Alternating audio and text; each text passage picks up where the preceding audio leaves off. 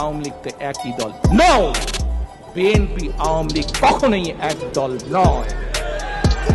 বিএনপির কোন নেতা সংসদে দাঁড়িয়ে বলেনি কোথায় সিরাজ শিকদার। বিএনপির নেতা বলেনি, কাজে বিএনপি এবং আওয়ামী লীগ এক নয়। বিএনপি নিজের দলের লোকজনকে বিলিয়নিয়ার বানানোর জন্য কুইক রেন্টাল প্রজেক্ট করেনি। বিএনপি আওয়ামী লীগ এক নয়। বিএনপি রাতের অন্ধকারে ভোট ডাকাতি কখনো নির্বাচন করেনি। বিএনপি আওয়ামী লীগ এক নয়।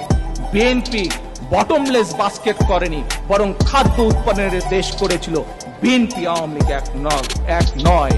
বিএনপি বিরোধী দলীয় নেতাকর্মীদের গুম খুন করেনি, কাজে বিএনপি আওয়ামী লীগ এক নয়।